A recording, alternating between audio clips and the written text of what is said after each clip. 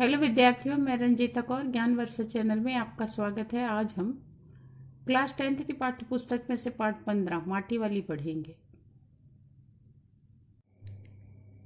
प्रस्तुत कहानी में लेखक ने मिट्टी बेचकर अपना भरण पोषण करने वाली वे मिट्टी बेचकर अपने परिवार का पालन पोषण करने वाली एक गरीब अभावग्रस्त जिसके जरूरी आवश्यकताएं भी पूरी न हो सके ऐसी स्त्री के जीवन यापन उसके जीवन जीने का तरीका ढंग उसे ही बहुत ही मार्मिक ढंग से प्रस्तुत करने का प्रयास किया है, चित्रित किया है। अपने शब्दों के द्वारा चित्र खींचने का प्रयास किया है। माटी और कंटर मानो गांव में उसकी पहचान है, अपना उसका अस्तित्व नहीं है, उसे इसी दो चीजों के नाम से पहचाना जाता है। कहानी में जिस स्त्री का वर्णन किया गया है वह अपने अच्छे बुरे भाग्य के बारे में ज्यादा नहीं सोचती, उसके पास समय ही नहीं है इस पर विचार करने का। पुरुषार्थी भावना से जीते हुए पुरुषार्थी तो 4 पुरुषार्थ माने गए हैं, धर्म अर्थ काम मोक्ष, है ना। तो इसमें वो अपने परिवार का पालन पोषण के लिए कड़ी मेहनत करती है ना। अर्थ कमाने के लिए, परिवार की रोजी रोटी चलाने के लिए वो बहुत कड़ा परिश्रम करती है। कभी अपनी दरिद्रता का दुखड़ा किसी से वो नहीं कहती। वह अपने जीवन की जो विपरीत परिस्थितियां आती हैं उनका भी साहस से डटकर सामना करती है। जब वह विस्थापित होती है, वह बेघर हो, लोगों को भय है कि वो बेघर हो जाएंगे। पूरा गांव जो बांध है उसके सुरंगें खोल देने से पानी में डूब जाएगा, तो भी सभी लोग चिंतित हैं, लेकिन फिर भी वह उस बात का भय भी उसको किसी प्रकार से भी उसकी इस मेहनत और परिश्रम से विचलित नहीं कर पाता। कहानी हृदय को छू लेने वाली है। शहर के सिमल का तप्पड़ मोहल्ले की और बने हुए आखिरी घर की खोली में पहुंचकर दोनों हाथों से उस माटी वाली ने अपने सिर पे रखा हुआ कंटर उतारा। टिहरी शहर में शायद ही कोई ऐसा घर होगा जहां उसे कोई न जानता होगा, क्योंकि जो भी यहाँ आते हैं या यहाँ रहने वाले हैं, वर्षों से जो भी वहाँ किराएदार भी आते हैं, उनके बच्चे तलक सभी माटी वाली को जानते हैं। घर घर में लाल माटी देते रहने के कारण उसके काम को करने वाली वह अकेली औरत है। उसका कोई प्रतिद्वंदी नहीं है, कॉम्पिटिटर नहीं है, क्योंकि उस गांव में कोई भी अन्य व्यक्ति यहाँ कोई स्त्री माटी नहीं बेचती। उसके बगैर तो लगता है कि टिहरी शहर के जो घरों का चूल्हा है वो भी जलना मुश्किल हो जाएगा, क्योंकि पुराने जमाने में बिना लीपे जब तक चूल्हे को लीप लिया नहीं जाता था उसे जूठा माना जाता था, और लगता था कि अगर वो माटी नहीं पहुंचाएगी तो भोजन बनना भी मुश्किल हो जाएगा। चूल्हे चौके की लिपाई करने की समस्या पैदा हो जाती। भोजन जुटाने और खाने की तरह यह भी मिट्टी भी रोज की एक समस्या थी। घर में जब कभी घर की मरम्मत करनी होती, क्योंकि प्राचीन काल के बहुत से घर मिट्टी के बने होते थे, तो घर की लीपा पोती के लिए, घर की थोड़ी मरम्मत के लिए मिट्टी की आवश्यकता तो होती। चूल्हे चौके को अब चूल्हों को बनाने के लिए, उनको लीपने के लिए, इन सब के लिए भी मिट्टी की आवश्यकता होती। अब इस शहर के अंदर कहीं भी माटा खाना नहीं थी। माटा खान माने मिट्टी की खान नहीं थी। भागीरथी और भीलांगना ये 2 नदियां हैं, इनके तट पर बसे हुए इस शहर की मिट्टी तो ऐसी रेतीली थी, रेत वाली थी, तो उससे चूल्हों की लिपाई का काम नहीं किया जा सकता था। और सभी आने वाले किराएदार जो भी होते थे, एक बार अपने घर के आंगन में को उसे दिखा देते थे और वह अपने आप मिट्टी वाली के ग्राहक हो जाते थे। घर घर जाकर मिट्टी बेचने वाली ये नाटे से कद की अधेड़ बूढ़ी स्त्री थी। शहर वासी सिर्फ माटी वाली को नहीं जानते थे, उसके कंटर माने एक कनस्तर में वो ऊपर का ढक्कन निकाल लेती थी, और जब वो मिट्टी से भर जाता था तो सिर पर गड़े ना, है ना, तो वो एक रद्दी कपड़े को मोड़ कर उसको सिर पर रखती और उसके ऊपर कंटर को रखती। कंटर झुलबुल ऊपर तक भरा होता था, उसके ऊपर किसी ने कभी भी कोई ढक्कन लगा हुआ नहीं देखा था।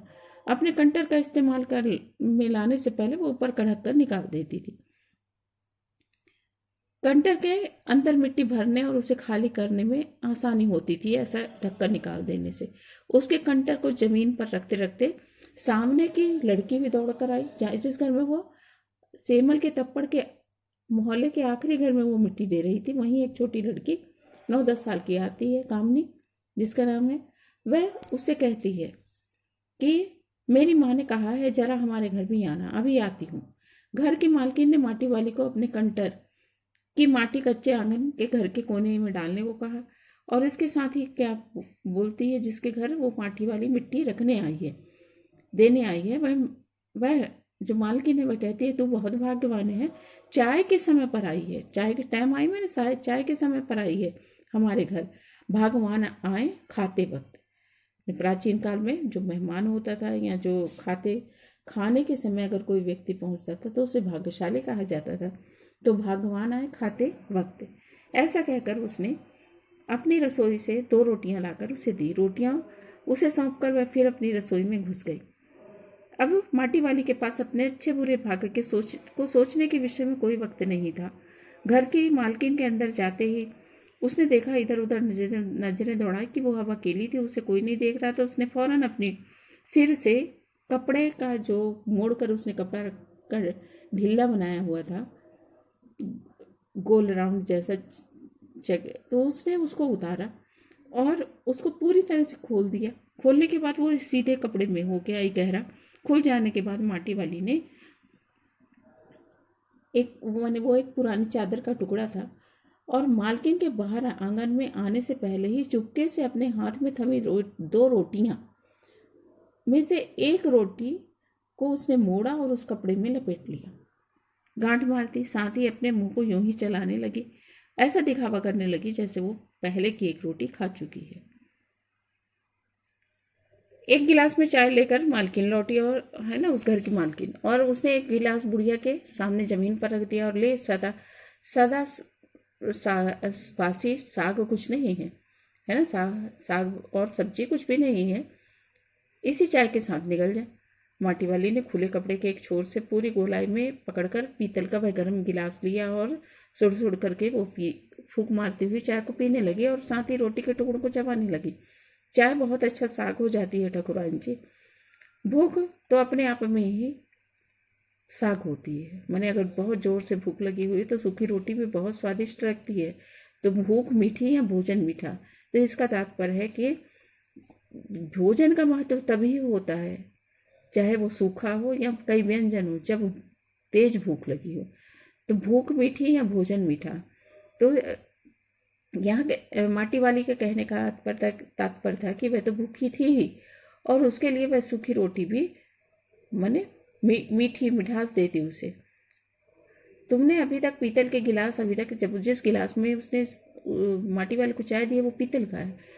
तो माटी वाले ने पूछा, तुमने अभी तक पीतल के गिलास संभाल कर रखे पूरे बाजार में, तो अब किसी के यहाँ नहीं मिलते, किसी घर में नहीं मिलते। तो वो जो ठगवाइन है वो कहती है, इनको खरीदने के लिए कई बार हमारे घर के चक्कर साहूकार लोग काट के जा चुके हैं। पुरखों ने बड़ी गाढ़ी कमाई से, मैंने मेहनत की कमाई से ये सब चीज़ें हासिल की होंगी, खरीदा होगा इन्हें, और मेरा तो दिल गवाही नहीं देता, मेरा दिल नहीं मानता कि मैं इन्हें बेचूं। हमें क्या मालूम, माने हम उनकी बनाई हुई वस्तुएं हैं, और हमें क्या मालूम कि कितनी तंगी के दिनों में कितनी मुश्किल से उन्होंने अपने जीभ पर कोई स्वादिष्ट चटपटा भोजन नहीं किया खाया होगा।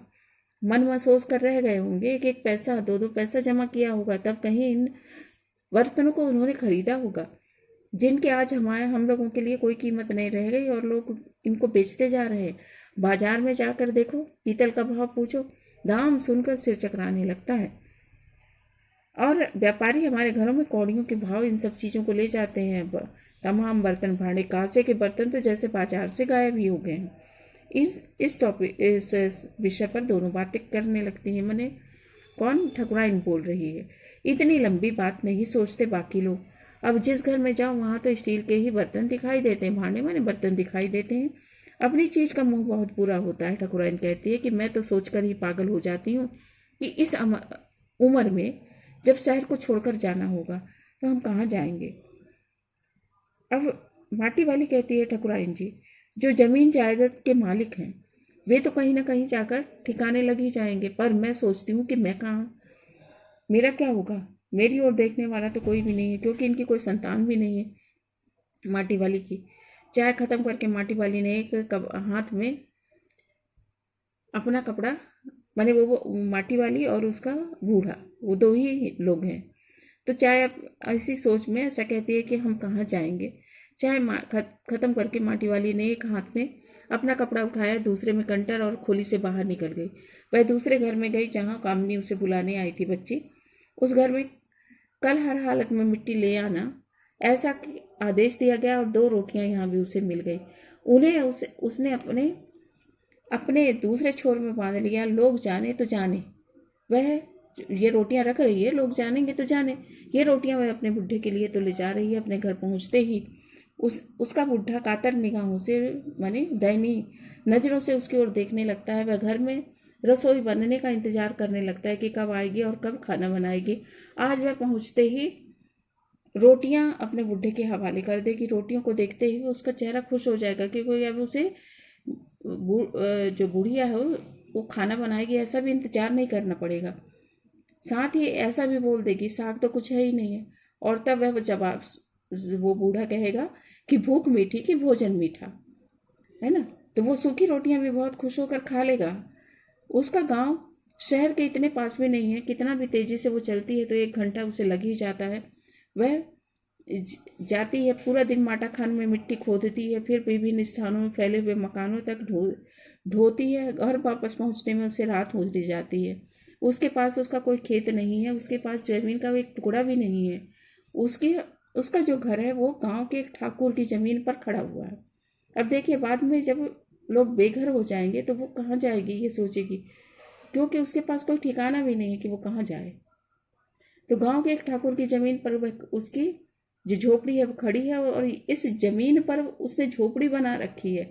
इस एवज में वह ठाकुर के घर के अनेक प्रकार के कामों की बेगार करती है।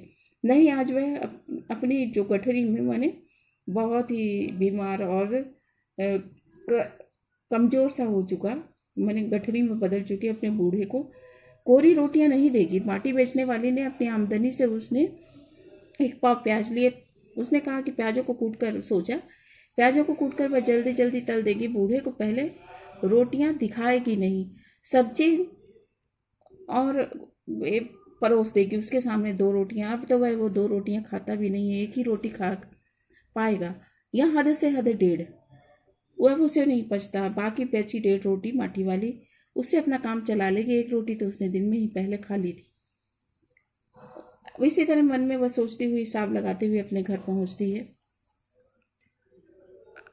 अब उसके बुढ़े को रोटी की जरूरत नहीं। माटी वाले के पाँव की आहट सुनकर वह लौट चौंका नहीं। उसने अपनी नजरें नहीं घुमाई। घबराई हुई माटी वाली ने उसे छू कर देखा तो वह अपनी मिट्टी को छोड़कर जा चुका था। टेहरी बांध पुनर्वास के साहब ने उससे पूछा, वह रहती कहाँ है। माटी वाली से पूछा, टेहरी बांध के पुनर्वास, माने टेहरी बांध के बनने के कारण जो शहर डूब जाएगा, वहां के लोग जिनके पास अपनी अपनी जमीनों के पट्टे हैं, प्रमाण पत्र हैं, उन प्रमाण पत्र या उन पट्टों को देखकर सरकार मुआवजा दे रही है। और जो साहब हैं वह बैठे हैं। माटी वाली से प्रश्न करते हैं, तुम तहसील से अपने घर का प्रमाण पत्र ले आना। माटी वाली कहती है, मेरी जिंदगी तो इस शहर के तमाम घरों में माटी देते हुए गुजर गई। तुम्हारे घर तो है नहीं, है ना। माटी कहाँ से लाती हो? माटा खान से। तो वह माटा खान चढ़ी तेरे नाम? अगर वह है तो हम तेरा नाम लिख देते हैं। माटी वाली कहती, माटा खान तो मेरी रोजी है साहब, माने रोटी रोजी है। बुढ़िया, हमें जमीन का कागज चाहिए, रोजी का नहीं। तो माटा खान वहां से मिट्टी लाके वो बेचती है और कहते हैं कि हमें रोजी का कागज नहीं चाहिए। बांध बनने के बाद मैं क्या खाऊंगी साहब? इस बात का फैसला, साहब कहते हैं, इस बात का फैसला हम नहीं कर सकते। वह बात तो तुझे खुद ही तय करनी पड़ेगी। टिहरी बांध की 2 सुरंगों को बंद कर दिया गया।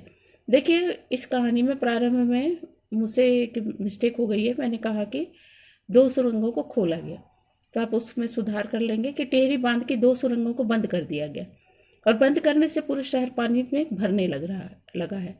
शहर में आपाधापी मची है, लोग अब उस गांव को खाली कर रहे हैं। शहरवासी अपने घरों को छोड़कर वहां से भागने लगे हैं। पानी भर जाने से सबसे पहले शमशान घाट डूब गए हैं। माटी वाले अपने घर के सभी लोग भाग दौड़ कर रहे हैं, वहां से जल्दी निकल जाना चाहते हैं, लेकिन माटी वाली अपनी झोपड़ी के बाहर बैठी हुई है। हर गांव के आने जाने वाले से एक ही बात कहती है कि गरीब आदमी का शमशान नहीं उजड़ना चाहिए। इसका आशय यह है कि जब भी इस तरह के निर्माण कार्य होते हैं तो सबसे अधिक प्रभावित निर्धन और असहाय लोग ही होते हैं, कि जो गरीब अब वो कहाँ जाए, उसे कुछ सूझ ही नहीं रहा।